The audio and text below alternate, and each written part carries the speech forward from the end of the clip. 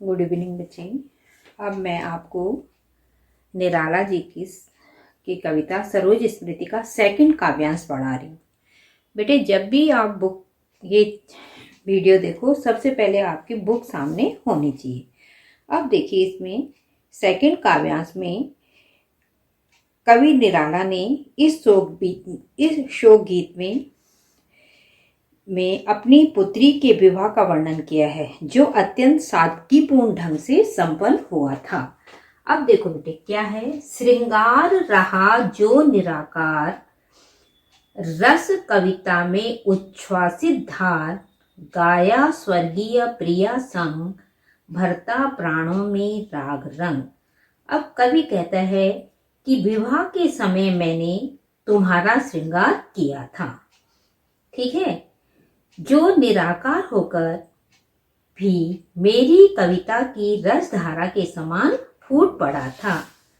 अर्थात मैंने अपनी कविताओं में सौंदर्य के जिस निराकार भाव को अभिव्यक्त किया था, वही भाव तुम्हारे श्रृंगार रूप में साकार हो उठा था। देखो आगे, देखो, गाया स्वर्गीय प्रिया संग, भरता प्राणों में राग रंग, रति रूप प्राप्त कर रहा वही, आकाश बदल कर बना मही। बड़े ध्यान से देखिए कि मैंने अपनी स्वर्गीय पत्नी के साथ मिलकर जिस प्रेम गीत को गाया था, गाया स्वर्गीय प्रिया संग, मैंने अपनी स्वर्गीय पत्नी के साथ मिलकर जिस प्रेम गीत को गाया था, वह आज भी मेरे प्राणों में अनुराग और उत्साह का संचार पैदा कर रहा है। ठीक है, रति रूप प्राप्त कर वही, आकाश बदल कर बना मही। अब देखिए, बेटी को बिल्कुल विवाह के रूप में तैयार देखते हुए पिता क्या कहता है कि तुम्हारे हृदय में वह सब साकार रूप में प्रकट हो गया, राग रंग की वही कल्पनाएं, वही अनुपम सौंदर्य तुम्हारे रति के समान सुंदर रूप में साकार हो गया। ऐसा प्रतीत होता है कि मेरी वे सब कल्पनाएं आकाश से उतरकर पृथ्वी पर आ गईं। अब पत्नी के रूप को याद कर रहा है कि बेटी क्या है, बिल्कुल अपनी माँ के समान लग रही है। तो कवि क्या कह रहा है कि मैं आकाश से उतरकर पृथ्वी पर आ गई, क्या मेरी कल्पनाएं। हो गया ब्याह आत्मीजन स्वजन, कोई थे नहीं न आमंत्रण। कवि कह रहा है तुम्हारा विवाह संपन्न हो गया। इस विवाह में रिश्ते नाते, स्वजन माने रिश्ते नातेदार नहीं थे, न आमंत्रण, क्योंकि मैंने किसी को बुलाया नहीं था। न आमंत्रण था भेजा गया, मैंने किसी को बुलाया नहीं था, भेजा गया। विवाह राग भर रहा न घर, निस दिवस जाग। घर में क्या नहीं था? घर में विवाह जैसी कोई चहल पहल भी नहीं थी, क्योंकि किसी को बुलाया नहीं था, कोई रात भर जागा नहीं था, कोई जो मेरे रिश्तेदार थे वो आए नहीं थे। भर रहा न घर निस दिवस जाग, मतलब रात दिन कोई भी शादी की तैयारी के लिए जागा नहीं था, क्योंकि मैंने किसी को बुलाया नहीं था, शादी के गीत नहीं गाए गए, रत जगा नहीं हुआ।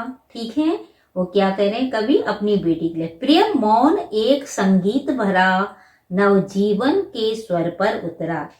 बस एक प्रिय संगीत भरा मौन जन जीवन के स्वर पर उतरकर, अर्थात बिना किसी मुखर संगीत के चुपचाप तुम्हारा प्रेम भरा नया जीवन शुरू हो गया। अब कवि क्या कह रहे हैं कि मैंने किसी रिश्तेदार को नहीं बुलाया था, इसलिए शादी की कोई चहल पहल नहीं थी, तुम्हारा जो विवाह था वो सादगीपूर्ण हो गया था। अपनी बिटिया को दुल्हन के रूप में सजा हुआ देखकर कवि को अपनी प्रियतमा की याद आ जाती है। अब देखो बेटे, इन पंक्तियों में श्रृंगार का जो मूर्तिमान रूप बताकर सरोज के अद्भुत सौंदर्य का बोध कवि ने यहाँ पर कराया है।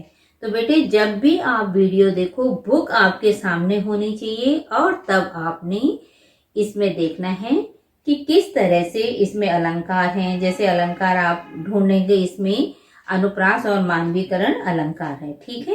तो इस तरह से भाषा इसमें क्या है, बिल्कुल तत्सम निश्चित खड़ी बोली और प्रसंग के अनुकूल, जो प्रसंग है उसी के अनुकूल भाषा है। शैली वर्णनात्मक है, रस वियोग श्रृंगार है, क्योंकि अपनी प्रियतमा की याद आ रही है तो प्रियतमा को याद करके कवि का यहाँ पर वियोग श्रृंगार प्रकट हुआ है।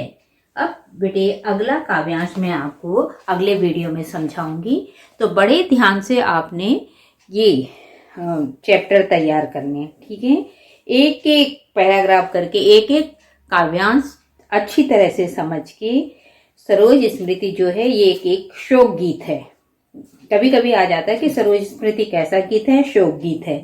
तो इस टाइप से पूरा पैराग्राफ, पूरा काव्यांश ना भी आए तो 4 पंक्ति आ जाए, 5 पंक्ति आ जाए, परंतु प्रसंग और संदर्भ आपको पूरा स्पष्ट करना होगा पूरे काव्यांश का। तभी आपको जो पूरा काव्यांश, अगर सेकंड काव्यांश है उसके 4-5 पंक्तियां हैं, तो पहले जो प्रसंग में आपको वो समझाना होगा कि किस समय का वर्णन है, कवि किसके लिए कह रहा है, ठीक है। तो इस बात का आपको ध्यान रखना है।